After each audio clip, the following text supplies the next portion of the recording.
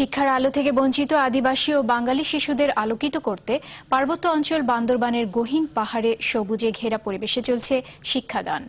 আলোকায়ন হ্রদ, মাঠ, পার্ক, স্বাস্থ্য ও বিনোদন কেন্দ্র, ধ্যান ঘর সবই আছে সেখানে।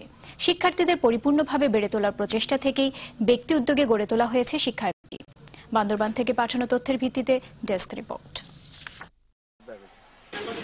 এমন পাহাড় আর সবুজে ঘেরা পরিবেশ দেখলেই বেড়াতে যেতে চাইবেন যে কেউ, কিন্তু এরকম পরিবেশে বেড়াতে নয় শিক্ষানীতি ব্যস্ত ম্রো, চাকমা, মারমা, ত্রিপুরা সহ প্রায় 400 পাহাড়ি ও বাঙালি শিশু, যাদের মধ্যে আবাসিক সুবিধাভোগী 200 জন।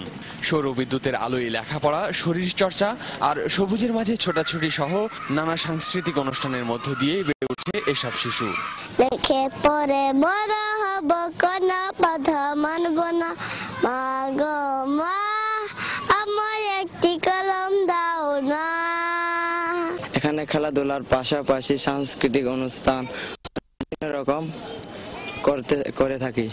বান্দরবান জেলা সদর থেকে 70 কিলোমিটার দূরে লামা উপজেলার সরই এলাকার 15 একর পাহাড়ি জমি নিয়ে 1997 সালে শিশু কাননের যাত্রা শুরু। আর কোয়ান্টাম ফাউন্ডেশনের প্রধান শহীদ আল বুখারীর উদ্যোগে এটি পূর্ণতা পায় 2001 সালে। একই সালে পিছিয়ে পড়া ম্রো আদিবাসী শিশুদের নিয়ে শুরু হয় এর একাডেমিক কার্যক্রম। প্রতিষ্ঠানটিতে 8ম শ্রেণী পর্যন্ত শিক্ষার সুযোগ থাকলেও লাগে না কোনো খরচ। দেশি বিদেশি সাহায্য ছাড়াই কোয়ান্টাম ফাউন্ডেশনের সদস্যদের আর্থিক সহায়তায় পরিচালিত এই প্রতিষ্ঠানটির শিক্ষার্থীরা ইতিমধ্যেই প্রমাণ করেছে তাদের যোগ্যতা। মাধ্যমিক শিক্ষা অধিদপ্তরে 30 জন ছাত্র ছাড়া যেহেতু 9ম শ্রেণী খোলার সরকারের অনুমতি নেই, সেই জন্য 9ম এবং 10ম শ্রেণী পাঠদানের জন্য আমরা আমাদের ছাত্রদেরকে রাজশাহী কোয়ান্টাম ফাউন্ডেশনের সহযোগিতায় প্রেরণ করছি।